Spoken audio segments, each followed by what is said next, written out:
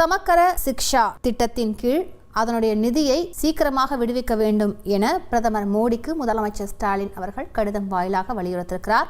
கூடுதல் விவரங்களை செய்தியாளர் பாஸ்கர் வழங்கிட கேட்கலாம். பாஸ்கர், இந்த கடிதம் தொடர்பான கூடுதல் தகவல்களை பதிவு பண்ணுங்க பாஸ்கர்.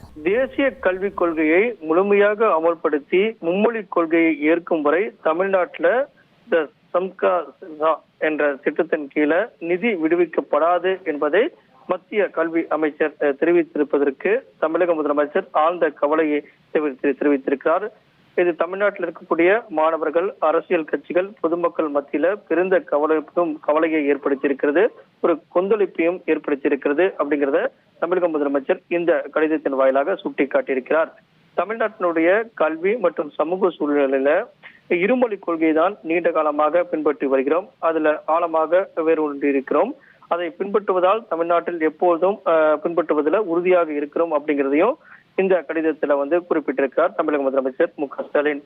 அலுவல் மொழிகள் விதி 1976 குறிப்பிட்டுள்ளபடி அலுவல் மொழி சட்டத்திலிருந்து 1963 செயல்படுத்துவதிலிருந்து தமிழ்நாட்டுக்கு விலக்கு அளிக்கப்பட்டிருக்கிறதையும் இதில் சுட்டிக்காட்டியிருக்கிறார்.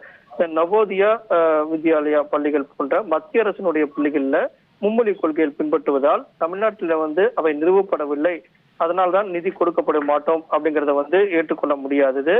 காரணம் என்னவென்றால் நாங்கள் பல்வேறு வகையில முன்னேற்றம் கண்டிருக்கிறோம்.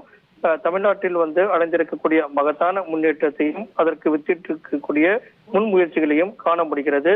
இருமொழி கொள்கையால் தான் இது சாத்தியமானது என்பதையெல்லாம் சுட்டிக்காட்டி தமிழ்நாட்டுல நீங்கள் மும்மொழி கொள்கையை அமல்படுத்துவதை நாங்கள் ஏற்றுக்கொள்ள மாட்டோம் அப்படிங்கிறதையெல்லாம் சுட்டிக்காட்டி, ஆனால் தமிழ்நாட்டில் இருக்கக்கூடிய மாணவர்கள், ஆசிரியர்களுடைய நலன் கருதி மத்திய அரசினுடைய 2152 கோடி ரூபாய் நிதியினை உடனடியாக விடுவிக்க வேண்டும் அப்படிங்கிறதா பாரத பிரதமருக்கு ஏற்கனவே நான் நேரில் வலியுறுத்திருக்கிறேன். இது கடிதம் மூலமாகவும் தெரிவித்திருந்தேன். தற்போது இந்த கடிதத்தின் வாயிலாகவும் மீண்டும் வலியுறுத்துகிறேன் அப்படிங்கிறதா தமிழக முதலமைச்சர் மு.க.ஸ்டாலினுடைய கருத்தாக உள்ளது.